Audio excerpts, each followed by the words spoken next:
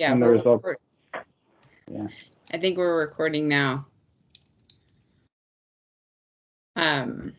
Yeah, so which term are you most familiar with? And this really helps me out because we kind of been going back and forth a little bit, a little new to the world. So I'm curious what the industry that we work with is primarily using.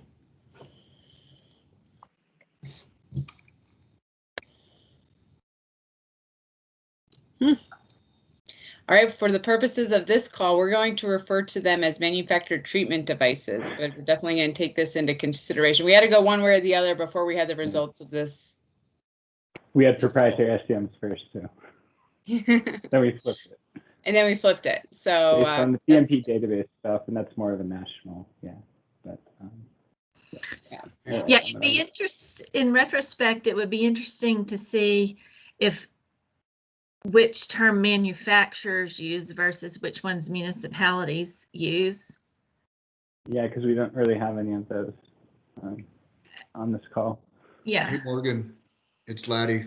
On that last survey, there was no spot for manufacturer. You had designers, maintenance. I think there's a lot of manufacturers on this call too, or a handful of us. No, that's a good point. And we can capture that with the sign-in sheet. So also, yeah, can you manufacturers, can you raise your hand too? You can kind of even just real quick. Also, this is Shav Gurikani from Rick Engineering Company, and we do a lot of work in Southern California here. Just for reference, in Southern California, they refer to as proprietary stormwater control measures. Thanks. Yeah, thanks for that. Yeah, so it looks like we got 6 or so manufacturers on the call, so I think that's great. Yeah, apologies for that. Hey, Morgan, this is Elliot. I just wanted to check and see if you can hear me. Yes. Can I add to this? Yeah, we can hear you, Elliot. Thanks. Yeah. So for the 6 manufacturers, if you refer to these devices as MTDs, will you keep your hands up?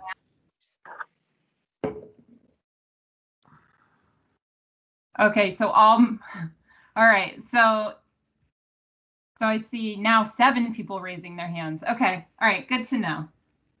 That's a good question, Jane. All right.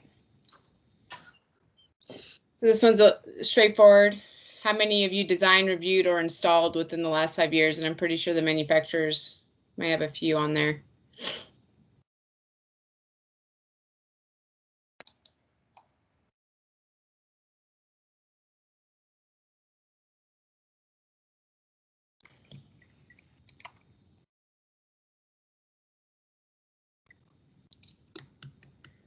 I see David's response in the chat. I know, David, I've heard a lot about stuff going on in Adams County. I feel like I need to have an offline conversation with just you. All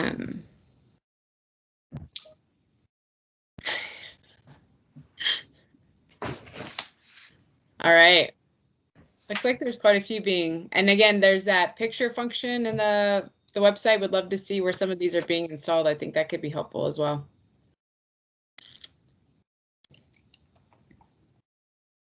All right, next question. Yes, please.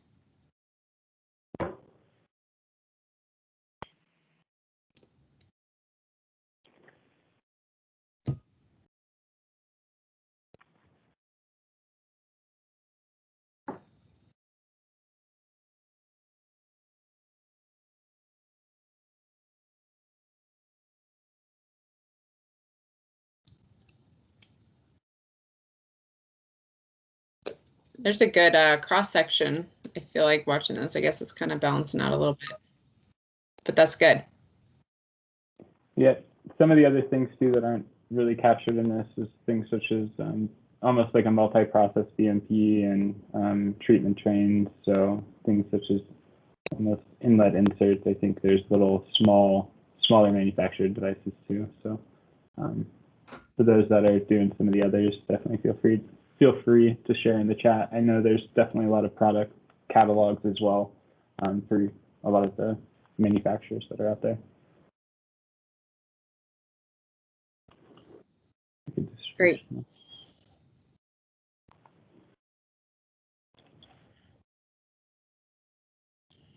And then just kind of curious how familiar, just trying to gauge the audience's, I guess, knowledge, for lack of a better term, how familiarity with some of the verification programs that are out there. I think that helps us a little bit when we're thinking about what kind of education outreach might need to be done with the update.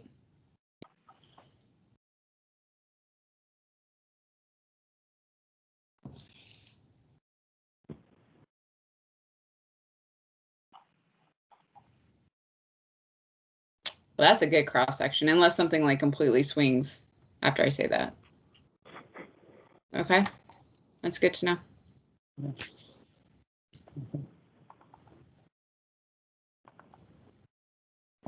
All right, so these ones, those are kind of our quick hitters just to get everybody warmed up. In the agenda, I kind of put a few questions that I thought might just kind of get the wheels turning a little bit for some more open discussion type questions. So let Breck run with this, where I anticipate us spending the majority of our time. Yeah.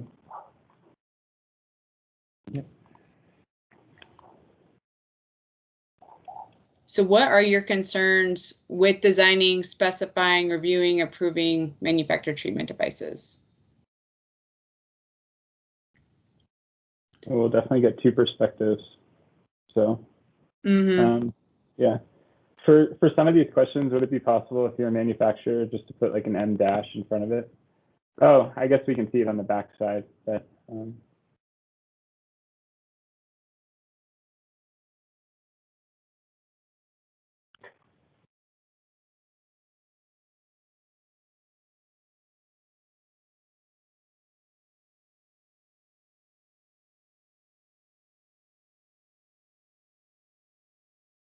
maintenance seems to come up a little bit.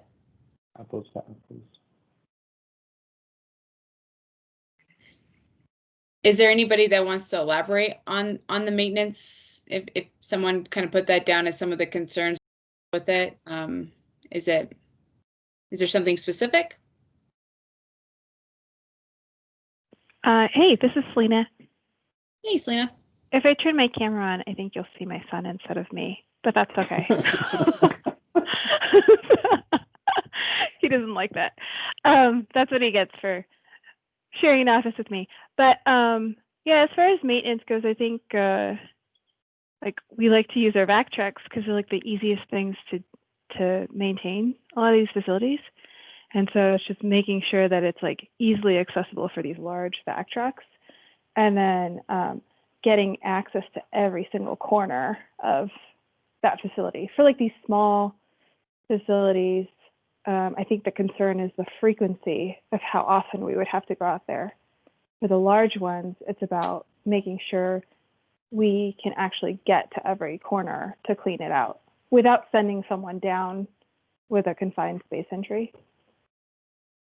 Yeah, I guess a couple of concerns that I would have is when these facilities are at depths that are, 10, 15 feet, and the vac trucks don't have the flexi hoses, you're stuck basically putting the vac truck hose down straight through the access port, and that's all, within a few feet, that's all you get to. I know some of the manufacturers end up having to create, special hoses so that can have more maneuverability with the vac truck and get to every single corner. And then a lot of municipalities just don't have that either ability or that money to do that kind of stuff.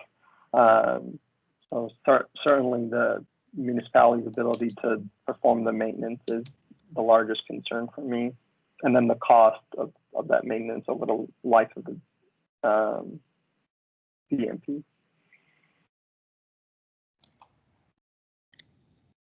I know someone typed in previously, I see transparent approval process, and I think initially someone put approval process. Is there anything that you can elaborate on there? Sounds like that probably came from a designer getting the device approved.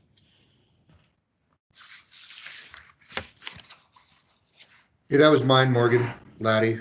Just, I don't know what to elaborate on. If there was some sort of written verification, written approval process, some checklist that could be used that shows we meet the requirements, easily maintainable, something like that.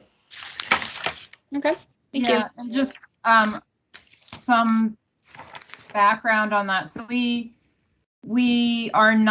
frequently asked, but the district does not keep an approved list of specific devices. And at the same time, we know that right now our criteria does not offer a pathway for certain types of manufactured treatment devices, right? And so we have had some discussion about opening that up. I'm seeing a lot of comments on how do we, apples to apples was one, right? So how do you compare different devices? And like you said, Laddie, how do you get to a point where your client is convinced that it meets the criteria? So those are good comments. Yeah. I think so. That's all good comments. And we have quite a few. I think we have a lot for this. There's a lot of information we wanted together. So I think in the interest of time, we can keep moving. Well, can I ask one question on this one you have up right now? Distinct difference for above ground versus below ground. Both exist. That was for me, Jane. This is Craig. I just wanted to, make the distinction there that as we're talking about maintenance, I think the current criteria manual focuses largely on underground MTDs, and I just wanted to, point out the fact that there is distinct differences for above ground MTDs that do exist, and hopefully will get included in this update. Okay, thanks. Yes, thank you.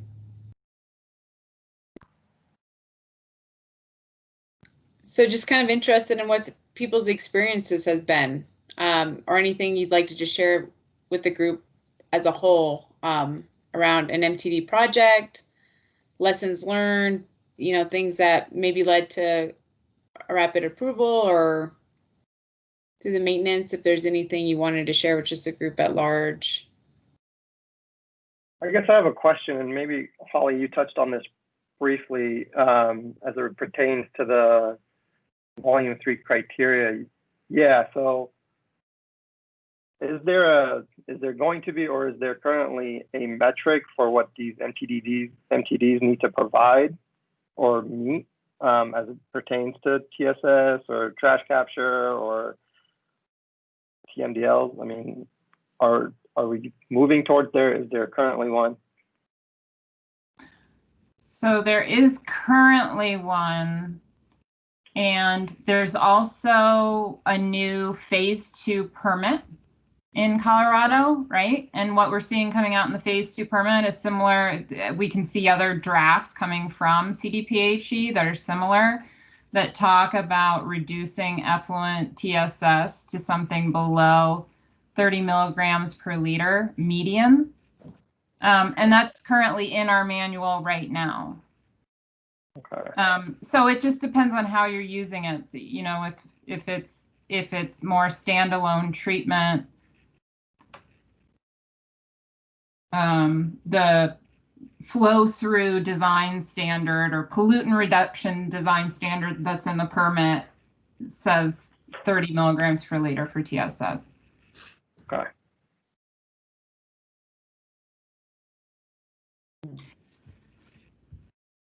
And although CDOTs is a little bit different, right? I know Jeremiah's, so it does depend a little bit from.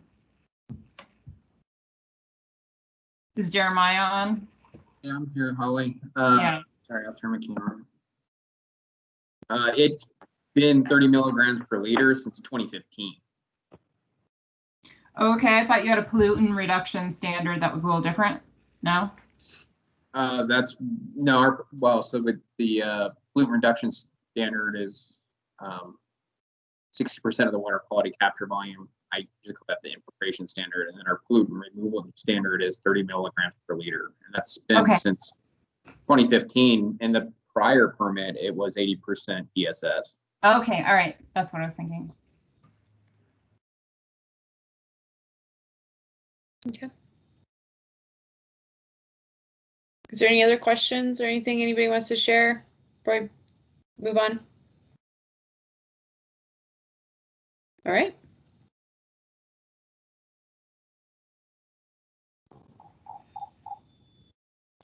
In what scenarios or conditions would you use an MTD over a traditional BMP? Urban infill.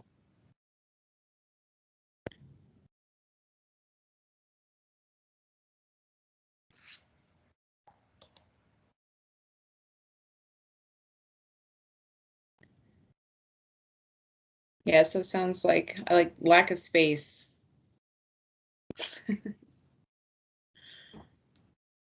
And I don't, so some of you I see constrained space, and there's actually a constrained space.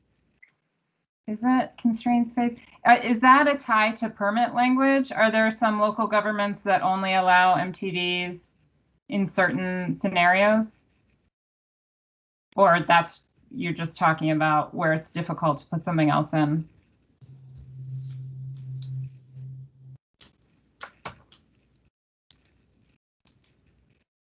Okay, I'm assuming it's not a tie to permit language at all. Yeah, it sounds like lack of space.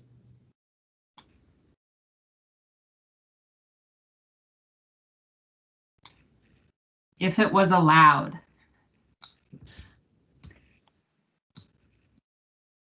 So you could put one anywhere. I'd use it everywhere. Right, that's Laddie. Definitely for trash. Got to put an M in front of that.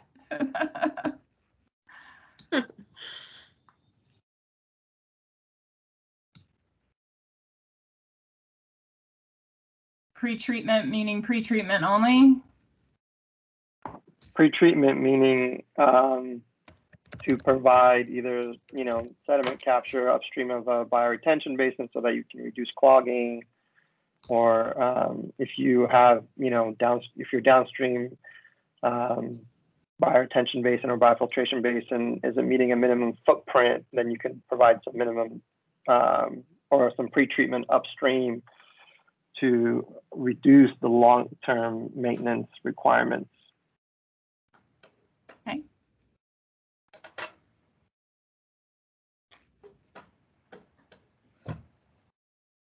Oh, useful for high flow applications.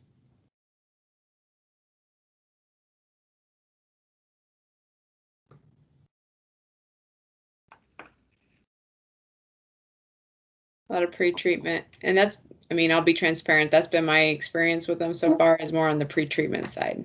So.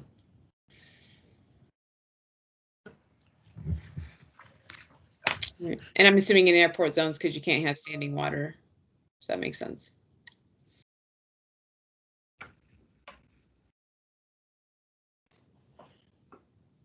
Oh, someone did put in the chat that SIMSWA has a standard for constrained redevelopment sites. Holly, to your question. Right. Thanks for posting that. Yeah, that's helpful. Thank you. Olivia, are you saying that SIMSWA only allows these at when you meet that design standard? Correct. Yeah. So I don't know. I can't think of the top of my head what the Boulder standard is, but it's similar in the sense that if you meet some coverage or imperviousness, then you can go to that site standard that allows for more underground opportunities. And that's speaking on the design side, not as a reviewer side.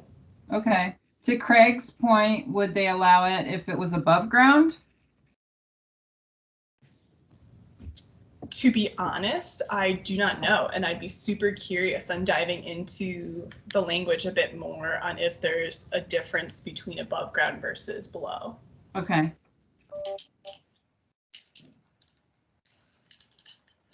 We have talked about the issue of how our current fact sheet clarifies that it's below ground, and I think we will be organizing it a little bit differently. Yeah, the process type of. Yeah. All right. All right. Yeah. I think we have 16 total questions.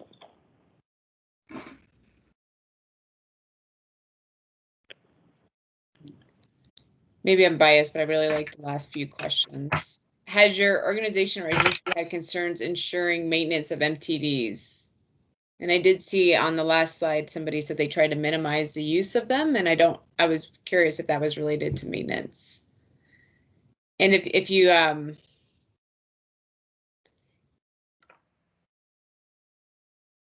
ensuring maintenance, and I know John Valines posted in the chat a little bit ago about,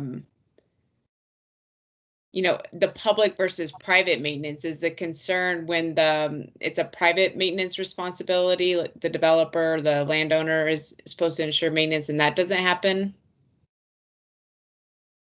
Or is it a concern in both scenarios if it's on public right away?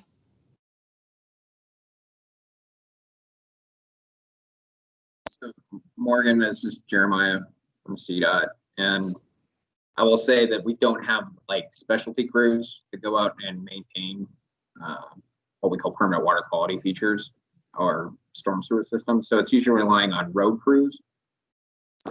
In most regions of the state, there is only one back truck per that region. So even here in Region 1, there's only one back truck that's available to the whole metro area to go around and maintain these. And as most municipal operators know, back trucks are large, complicated pieces of equipment that have lots of valves and moving parts, and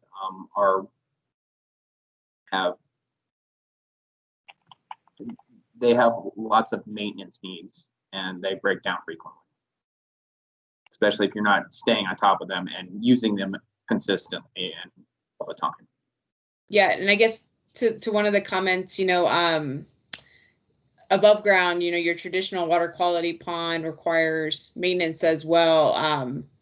Just curious if there's been a distinct difference in, you know, are there concerns with both, or do you have concerns with one more than the other? And that's open to anybody, Jeremiah or anyone. So, I mean, our concern in our CDOT criteria, we try and make forebays and trickle channels accessible to larger, like tracked pieces of equipment or wheeled pieces of equipment. And I'll be the first one to say that when you're driving 75 miles an hour down I-25, the way these things look, the way an EDB looks, is not of primary concern. So, yeah, they're big, ugly-looking concrete facilities, but most roadway drivers are completely oblivious to that fact. I think Jim Linhart has a question. Or his hand is up there. I think his hand might still be up. Oh. I also have a question. For privately maintained CMPs or MTDs, how is the maintenance agreement with the private owner enforced? Is that enforced through the municipality, or is that enforced through a separate body to ensure that maintenance, inspection and maintenance is happening? Or is that different by municipality? So, yeah, go ahead. I was just going to say, so in the permits in Colorado, there are requirements now for the MS4 to go out and to ensure that it's functioning and has been maintained. So that there is a requirement on the permittee, being the local government. But I'm curious on this one, and this question, it could be, is it underground and that's why you have concerns? Is it something that you're not familiar with maintaining and you just need to know how? I'm curious if there's any local governments on this call that have a good program in place for maybe a third party to do inspections if they don't go underground, or if there's anything that anyone on the call is doing right now that's maybe a creative way to address maintenance on these. I can try and speak to that quickly. This is Jeff Williams with Denver. And I don't know if this is a good approach, but it's what we've been doing the last several years, is we inspect all the at-grade BMPs in person. But for the underground proprietary types, we send out a letter every April or May and have the property owners return inspection records, maintenance records, and we take a look at those. It's too much for us right now to try and dig into it deeper. And I think it's working fairly well, especially since we do it on an annual basis, so they can't get too far behind. Yeah, that's a process that I'm familiar with here in our local region as well, in terms of how it's done. It's through the municipality on an annual basis, and the BMP owner, or the HOA, whoever it may be, has to return a PE certified inspection and maintenance letter on an annual basis. So is it getting logged in like an asset management database, like similar to like if they were going to construct a storm sewer? Does it get logged in that kind of a database for you guys? Is that for Denver, Morgan? Yeah, either. Yeah. Yeah, I mean, it's part of our other database for all our MS4 post-construction BMPs. And we just have them, as a subcategory, the underground ones get flagged. Yeah, and here in San Diego, it gets recorded through the municipal asset management system against the BMP itself, and then it's actually the inspection results and the maintenance record and letter per BMP are recorded and shared with the Regional Water Quality Control Board, because they have the ultimate authority over the inspection and maintenance of these BMPs, such that if a municipality is not requiring these BMPs to be maintained or is not enforcing their maintenance, then the Regional Water Quality Control Board can sue the local municipality. Oh, wow. That was San Diego? Yeah. Morgan, this is Elliot. I'm curious, for all of the comments that came up indicating difficult ensuring proprietary treatment devices, I'm curious as to how those municipalities and/or counties are showing that they are being or are in compliance with the permit, with having an enforcement program in place. And that's more kind of it's more of a hypothetical, because it's a lead into the question, how can the criteria help you with, or do you have any ideas? Does anybody out there have any thoughts on how the criteria can help with you ensuring that MTDs are maintained? Anybody? I think that's a question coming up, so maybe hold your. Okay.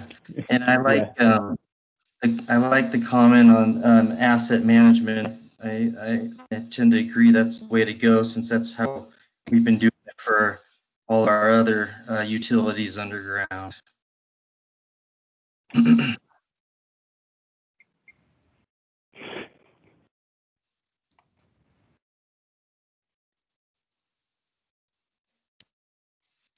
So now we kind of hit that, but That's nice. now's a good time to capture some of that. So as we're thinking about what kind of guidance we'd want to provide on this, on maintenance of them, since it seems to be an ongoing, and I agree with whoever put it in there, but maintenance is always a thing you have to think about regardless. Equipment, materials, those types of schedules. I just want to capture this in the recording from Jim Lenhard. Hi, Jim. Harris County, Texas has a program requiring inspections by a PE, and then the city of Vancouver has an aggressive inspection/enforcement program. we might be interested in anyone that has like a good, I don't know, checklist or form for a PE doing an inspection and then submitting that to the MS4. Anything like that. And it looks like Holly, access is. Holly, I can email you something like that from San Diego. Okay, great, thanks. Yeah, and it looks like location or access is coming up a lot. So I think that'd be a good thing, Elliot, to kind of, if we can provide some guidance on accessing these. I mean, we really spend a lot of time in like your traditional extended detention basin. You know, we have to be able to access to maintain, and it seems like some of these things might be in the middle of the highway. Absolutely, absolutely, Morgan.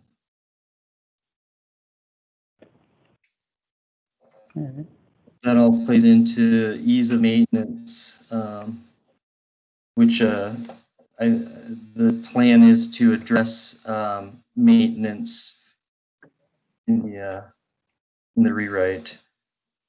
I believe we're gonna have quite a focus on maintenance, and it sounds like it will be helpful, beneficial to the community, all sects of the community to do so. And I guess I have a comment or question on maintenance too, because I think I think a lot of proprietary products have maintenance protocols that are specific to their device. Mm-hmm. And so one of the questions I would have is to what extent we can provide generalized common guidance that's appropriate for, say, a class of manufactured treatment devices that would be general enough to be to include in the manual versus the manufacturer's specific guidance for their specific device.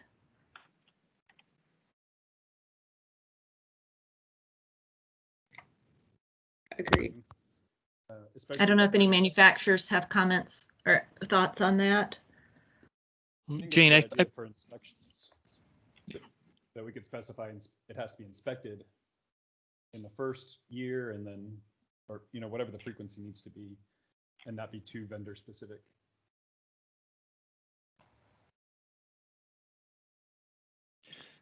Jane, I think Minnesota is working through some state work groups that might provide some of that information regarding maintenance for specific SEMs. I'll be sure to share some of that information as it becomes available. Okay. Thanks, Craig.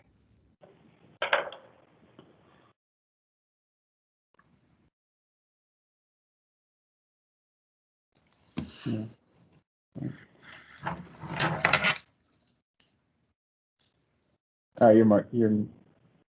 Yeah, sorry. Is there anything anybody else wants to share? We can move on to the next question. All right.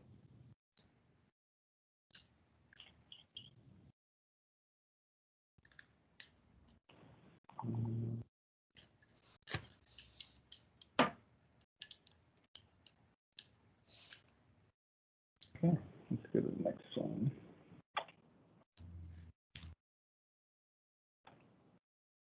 All right, so these are pretty open-ended, and would love to hear your thoughts on what is missing from the current criteria regard to manufactured treatment devices, SCMs.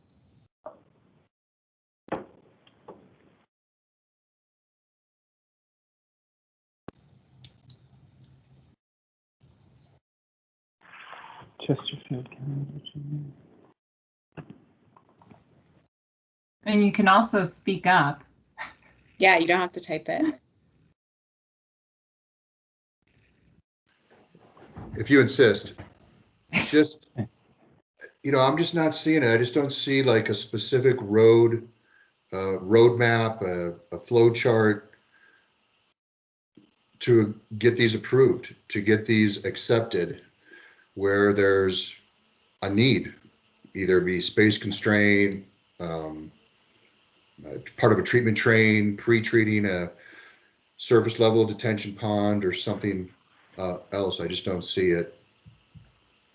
If we could Yeah, get something like that, I it'd be think great. the requirements in the criteria, either for when they are applicable or acceptable for use, and the level of treatment that they need to provide could be made, easier to find and clearer. So whether it's a table or a graphic, just the presentation would make a big difference. I think that the Denver has an underground water quality device policy document that I think does a pretty good job. It references tape or tarp field testing to achieve the 30 milligram per liter effluent limit. I find that that's pretty helpful, at least for Denver, but definitely as a manufacturer working with other cities around the state, it's definitely a case-by-case basis, trying to demonstrate how our practices meet 30 milligrams per liter. I think it's also worthwhile to note that Denver uses filters where other municipalities use different practices. So everyone kind of interprets how to meet that 30 milligram per liter effluent limit differently.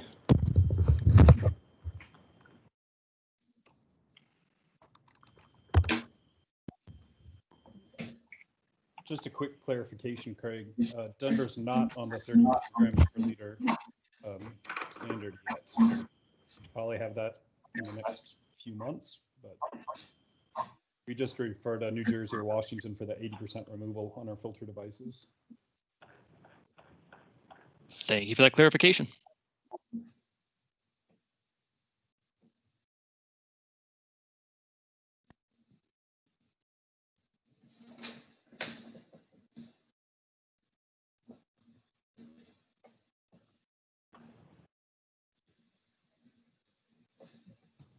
Oh, Chris, sorry. Chris French, I think you're muted.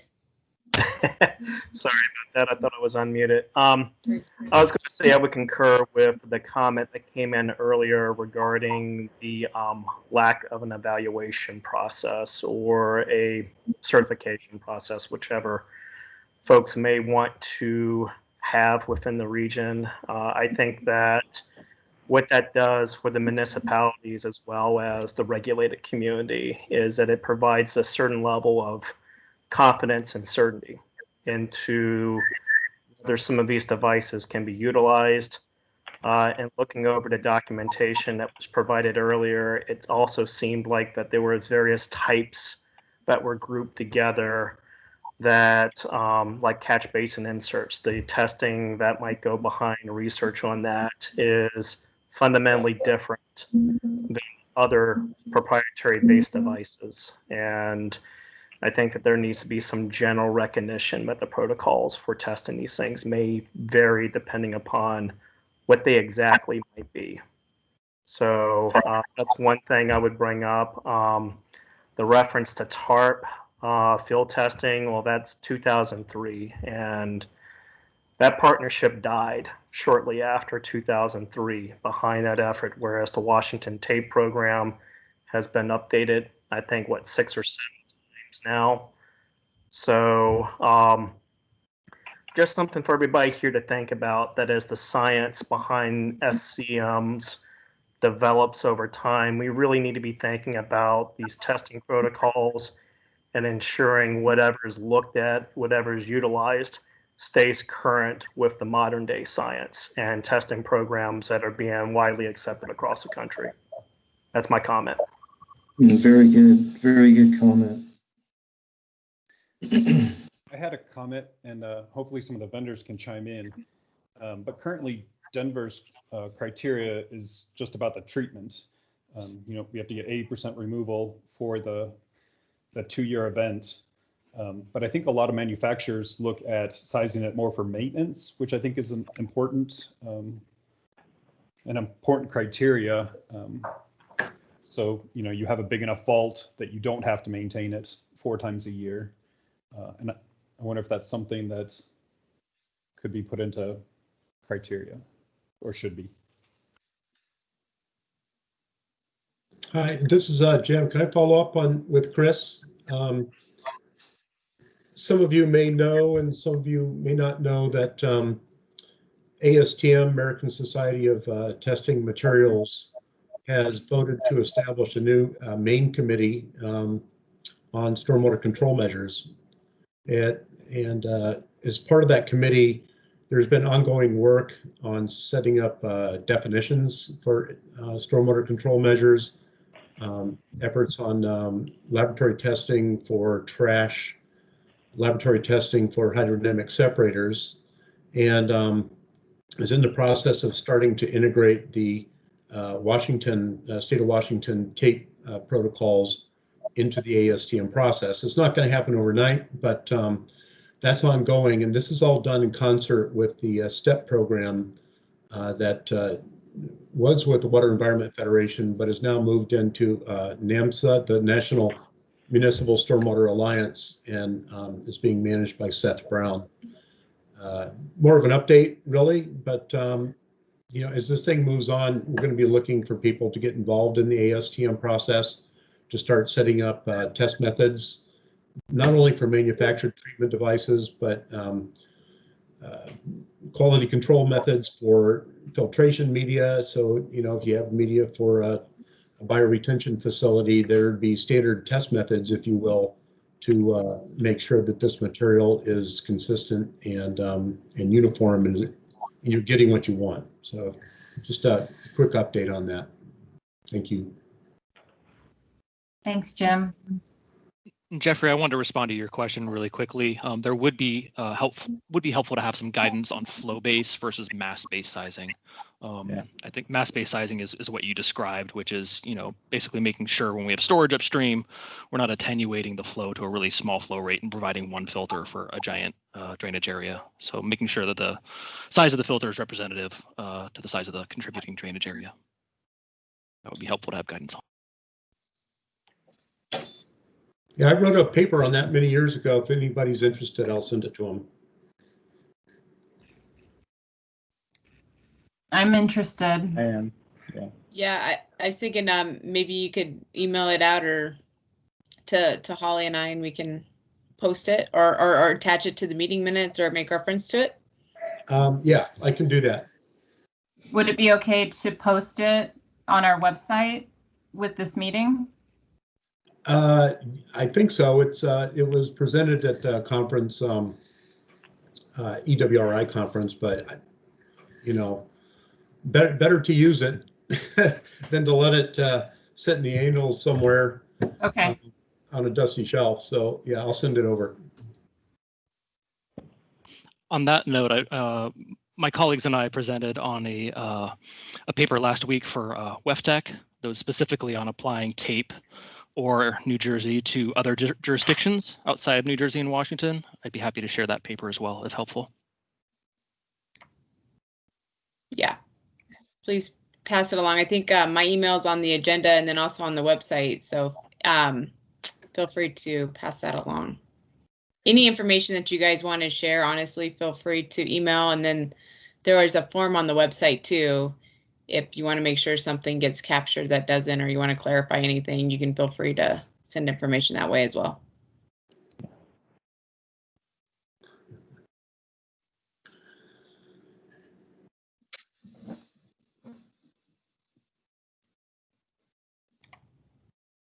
Question? Is there anything from the reviewer side that you guys feel is missing from criteria?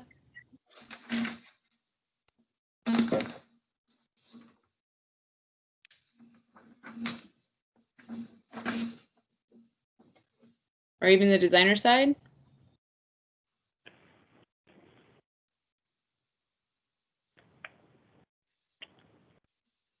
I think we've covered some stuff there. I think there's definitely more in flow-based versus water quality set. Yeah. Yeah, how to distribute the design. Hey gang, this is Darren Mullendor. As I've been dealing with constructability issues, getting these things installed, I guess the team may want to consider requiring manufacturer certified installers.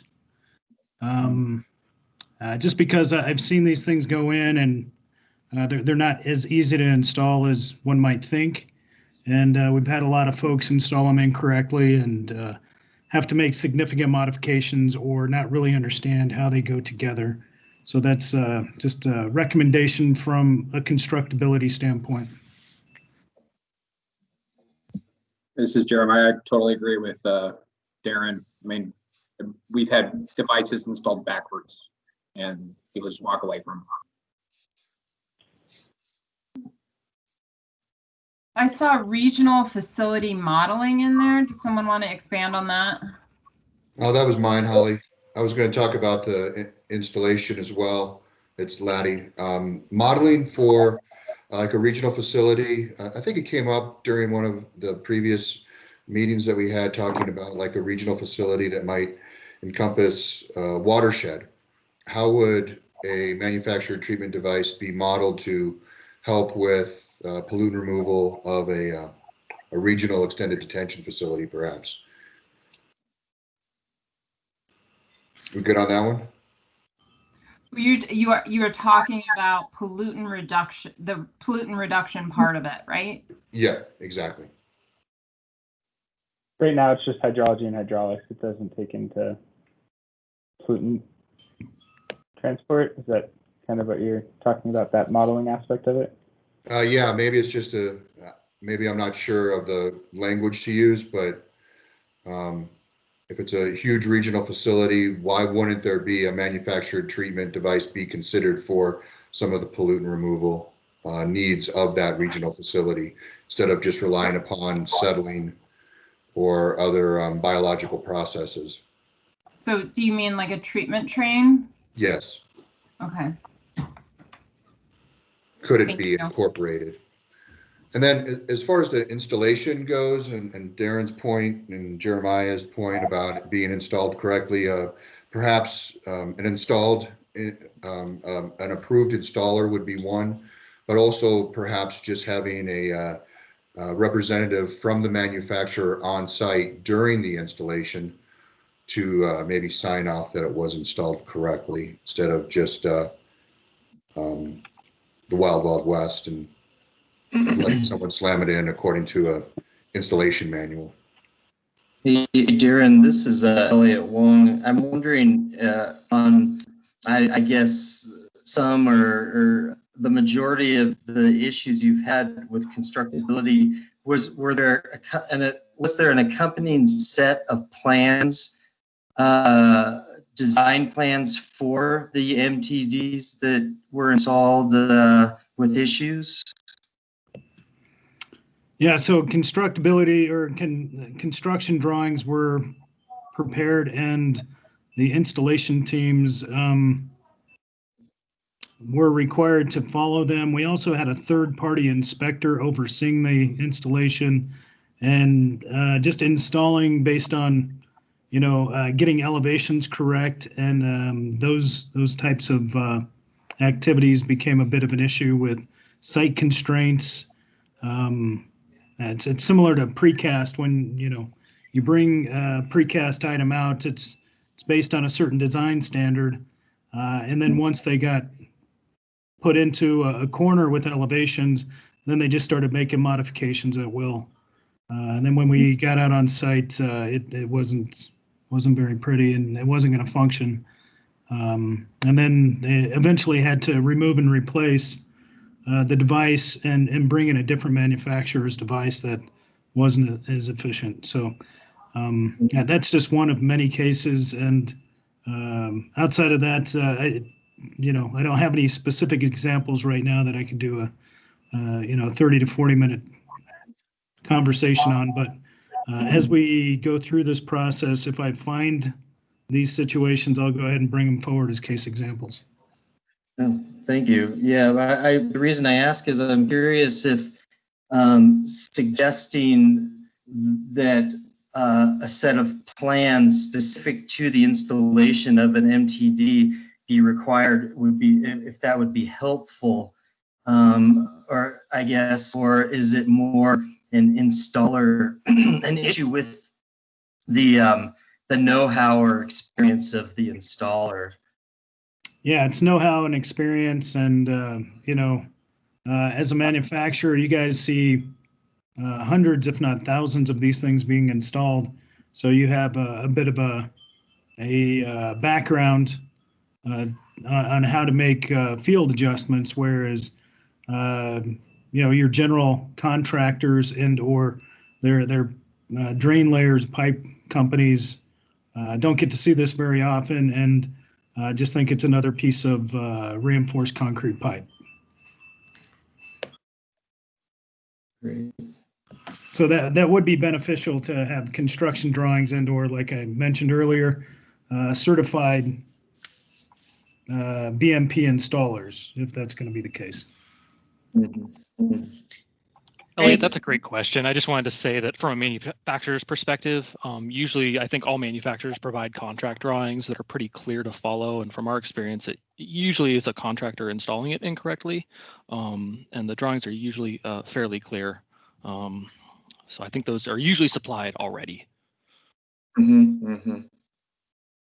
think in the interest of time, we'll kind of go on to the next couple, because I think they're pretty good ones as well. But and we may circle back up on some of these with the next question as well.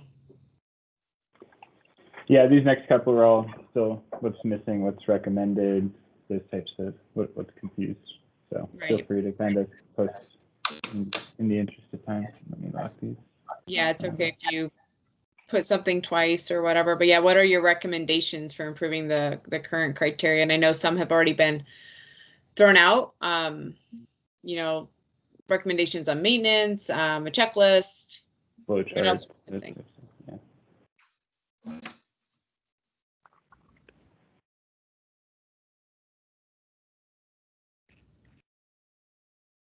Any specific kind of checklist?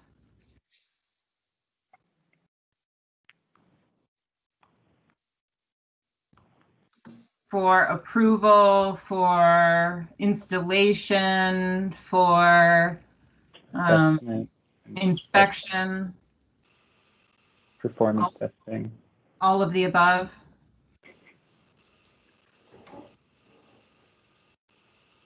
When and where they can be used. And so that is something that will vary from local government to local government.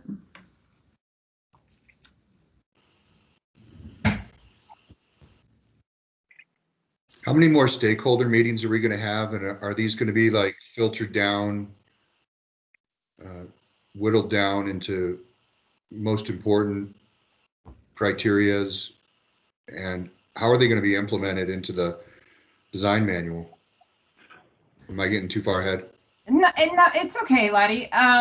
So to be determined, for most of this is, I don't know, our fourth maybe stakeholder meeting, the first one on this topic, but for all of our groups, there's a little bit of flexibility, and for a lot of them, I think something you'll see some kind of structure take shape, where you'll see a draft before the next one, or maybe we'll have more questions based on the input. It's really to be determined.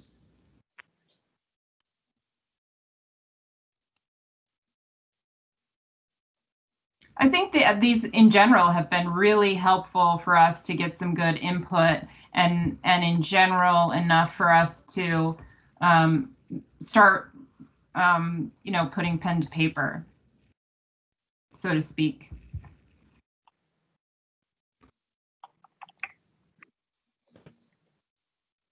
Yeah, we didn't want to formally go down a path without getting input from you guys, from the community. And another thing with manufactured treatment devices is they are definitely processed. They target certain processes.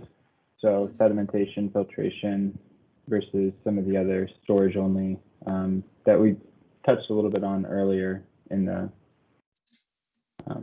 maybe we are jumping a little bit too far ahead. But. Yeah, also, this was specifically on treatment devices, and you mentioned that we are not going to be talking about underground detention. Is there going to be another stakeholder meeting for criteria for underground detention? So right now we are thinking that we have a storage chapter in volume 2 that addresses underground detention.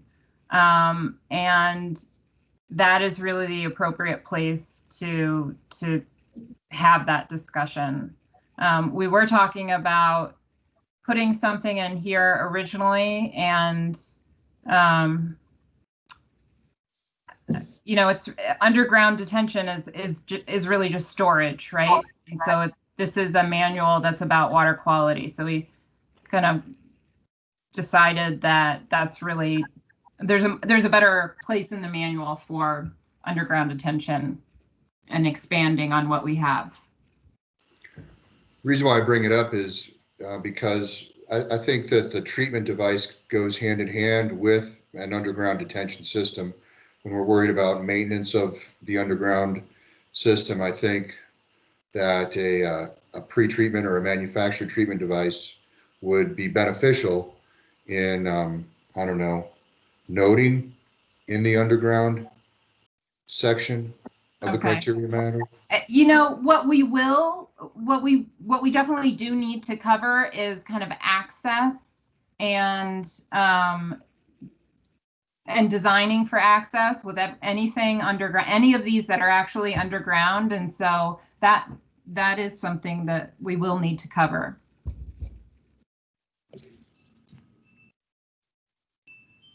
So this is Darren again. I just wanted to see, I'm kind of coming in a little bit late to the game. I just wanted to see if the district is going to remove the language strongly discouraging underground devices, since now it's playing kind of a, I guess, a significant role in how we deal with ultra-urban high-density situations. That would be the only other thing I might recommend. That you would like us to remove that language? Or more clearly define where, you know, the application goes, you know, but to say we strongly discourage it, and it just continues to be kind of a definitely a BMP that is used quite frequently, kind of goes against the language, so it seems a bit outdated. Okay. Thought I'd throw that out there. I think every manufacturer on this call is thanking you in their head right now, Darren. You know, and I guess the question that I have along those lines is, you know, 10 years ago when this fact sheet came out, I don't think that there was as much emphasis on maintenance from a regulatory perspective in the MS4 permits. And I think there's a heavier hammer related to maintenance now. And I'm wondering, I guess one of the questions that I have is whether local governments feel more comfortable with underground devices due to the more stringent requirements for maintenance. Because I think the maintenance issue was what drove a lot of the perspective on manufactured devices previously. Hey, Jane, maybe I can answer that. I was involved in actually writing that with Holly.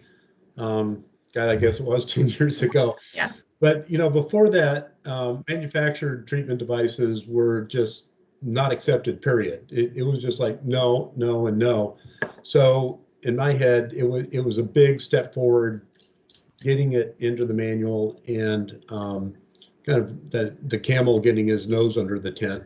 I think over the past 10 years, there's been a lot more field data collected and a lot more verifications of these different devices. And also, you know, a lot more attention to maintenance and understanding. You know, back in the day, it was, well, we don't like these things because they're underground and out of sight, out of mind. And as I've said before, if you have a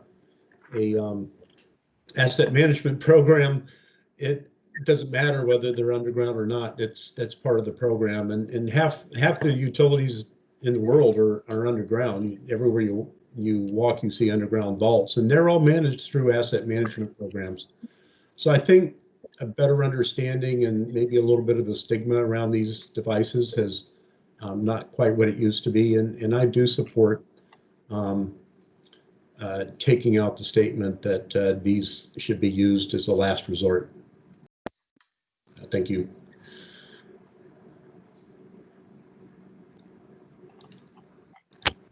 This is Chris with BioClean. I'd like to second Jim's comment regarding that.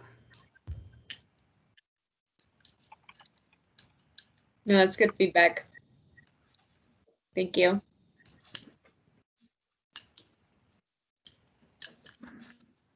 All right.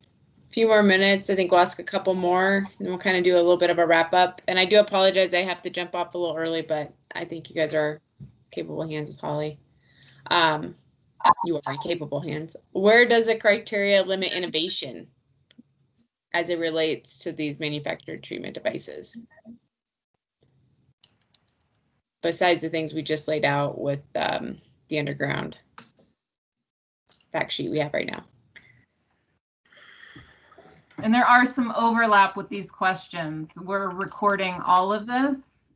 And one of the reasons we like this app is because it it takes notes for us, right? So what else have we not talked about?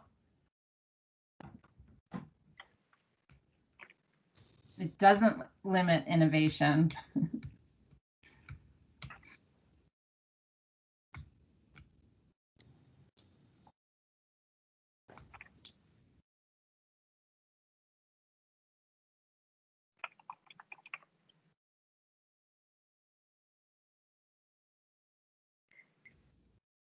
Good.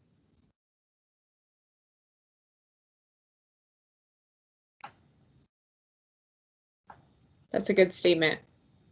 I like that.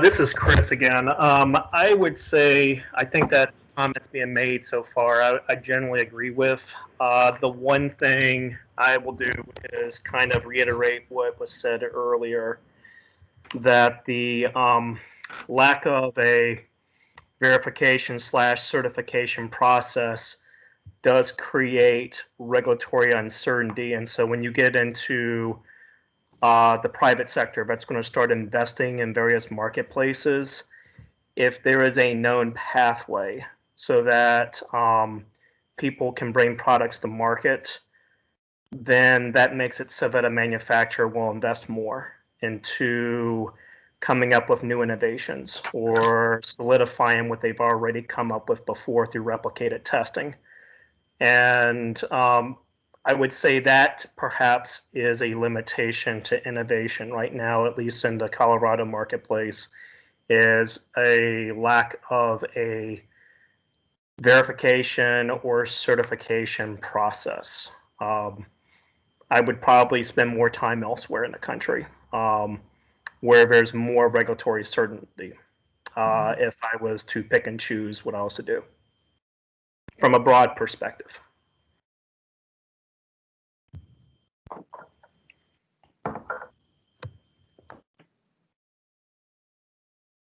That makes sense.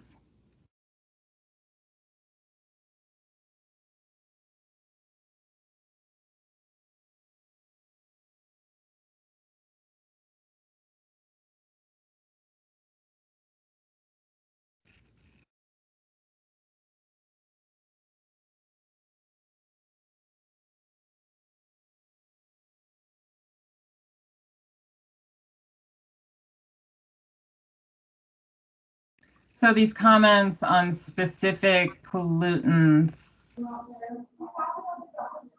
I guess there's not really a route in the permit right now.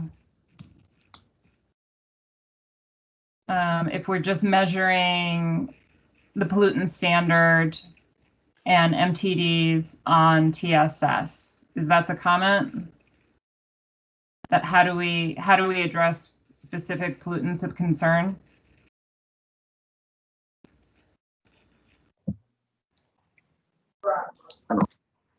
Is this in the, like tape does have a phosphorus verification? Like, is there?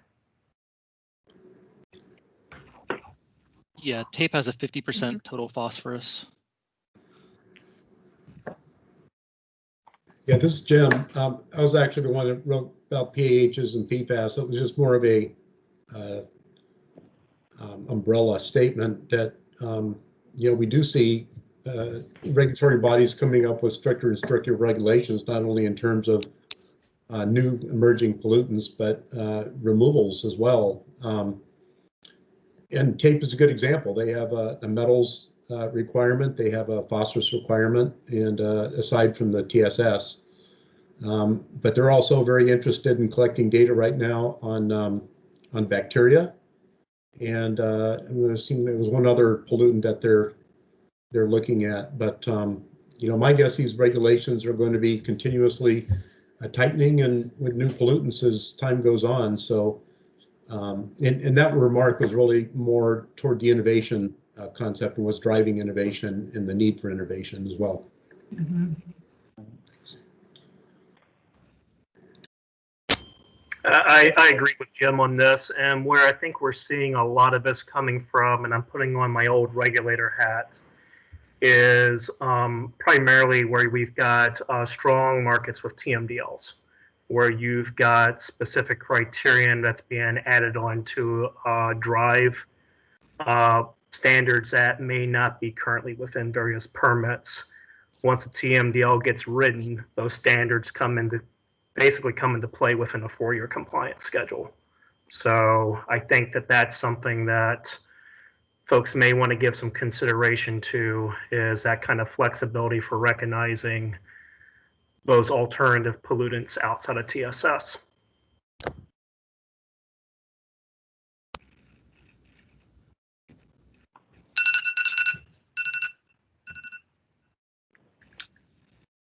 All right, I think we have 2 more questions. I want to give Elliot. Elliot, how much time were we going to give you to wrap up? I think not about 5 to 10 minutes. I think, Holly, is all I will need. Mm-hmm.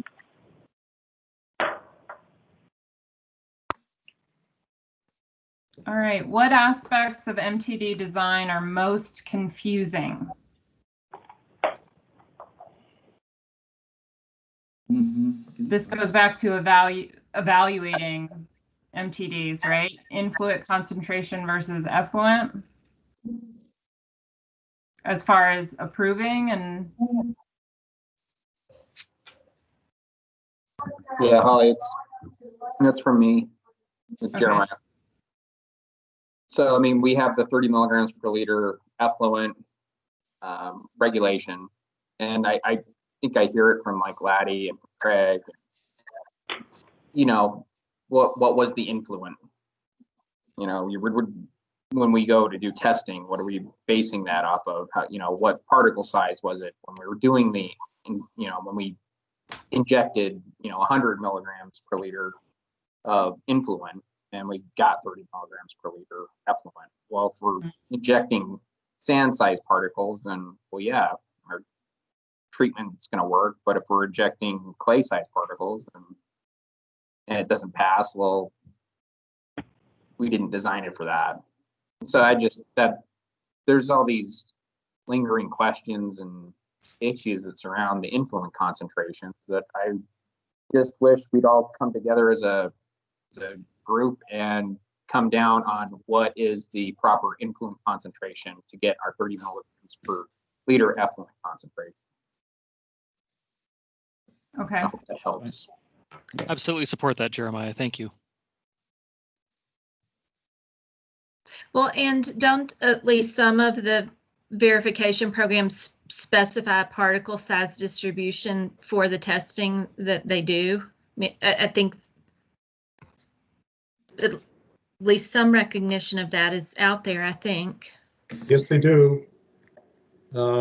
State of Washington typically looks for a silt loam distribution, and they don't have just a simple percent removal, which I think has been documented to be not a really good way to look at it. They basically say they have a performance expectation of 20 milligrams per liter. So if you're coming in at 40, then the percent removal is expected to be on the order of 50%. And then once you hit 100 milligrams per liter, then the expectation is 80% of the influent. So as your influent concentration goes down, the expectation for percent removal declines. You know, obviously, if it's coming in at 5 milligrams per liter, you really don't expect to get anything because that's your, you know, your analytical levels. So, again, we've written papers on that. If there's anybody interested in that. Yeah, definitely interested in that perspective. And is that not just influent concentrations, but also flow rates, or is that tied to it? Are you thinking in terms of how things settle out? Well, we have actually in the sizing methods that I sent, there's algorithms basically that were developed that if you have like a volume-based treatment system where you're capturing a volume of water, then like in an underground storage tank, and then you're bleeding it slowly through some filters, for example, it's how do you size the filters on a mass basis, but also how do you credit the pretreatment? And it's all based on, you know, targeted maintenance frequency. I don't know if that answers your question. Yeah, that does. Okay. Everybody, this is Jeremiah. Just last comment then. I mean, what you guys all bring up is totally relevant and absolutely correct. I would just like to see that come out of CDPHE. So it's actually written in the permit that what the things that we're talking about. So I feel like that puts all the manufacturers on an even playing field. As if what we're talking about. That's yeah, Jeremiah, I certainly appreciate that. The applicability of the criteria has to be at the higher level, so that way you don't have varying criteria either by municipality or by, you know, criteria issuing agencies. And that way there's one place, it's an MS4 permit where, you know, the criteria is specified. And that way the manufacturers can tailor the MTDs to that criteria specifically. Jeremiah, this is Craig. I wanted to respond to your influent EMC comment with just a little bit more color. It appears, I've done a little bit of homework, and it appears that there's a big difference between the mean EMC and the median influent EMC. And it looks like historically there's been some confusion between whether the mean or median influent EMC has been used. And I would suggest that the median influent EMC is used to match the effluent median EMC required by the permit.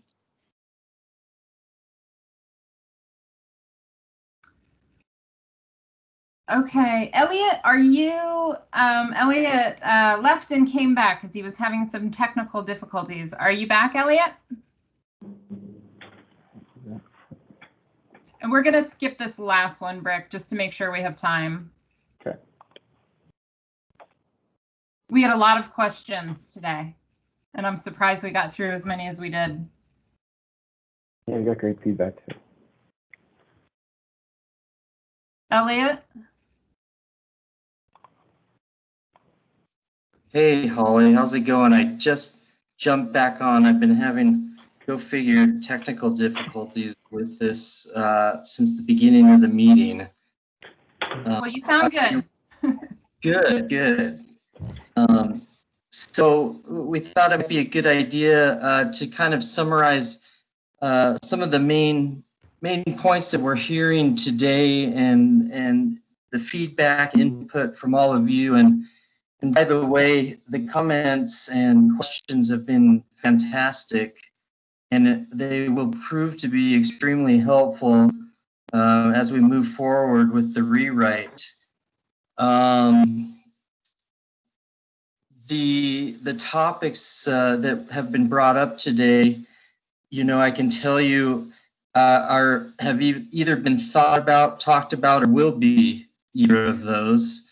They're all important topics, and we're, you know, at a place now with manufactured treatment devices where we need to address many of those topics.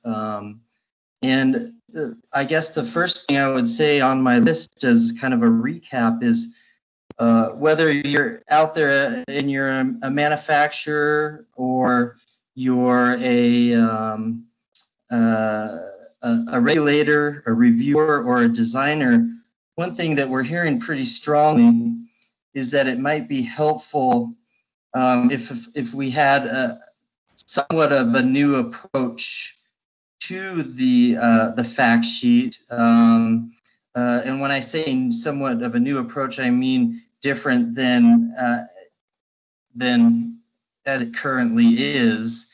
And I think, at least from what I'm hearing, is that it may be helpful that guidance is provided for MTDs much in the same manner as guidance has been provided for traditional BMPs currently in the chapter.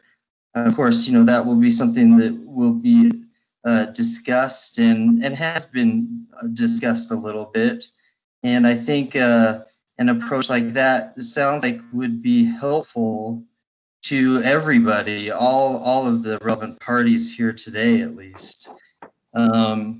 So that's it's a pretty major, it would be a pretty major revision to the current fact sheet, but one that it sounds like may be warranted. So I think we'll definitely be discussing that and bringing you guys in as needed as we take a look at that. So approach would be number one. The other one that obviously was a big hitter today is maintenance. And across the boards, whether it's ease of maintenance, including access or frequency of inspection, or even the transference of maintenance responsibility when sales transactions take place, which is, I think, a big topic that many MS4s are finding challenging right now. So maintenance is definitely going to be a big part of the rewrite. And like I said, when I say across the boards, I mean all of the subcategories of maintenance that were discussed or brought up here today, and including potentially addressing asset management for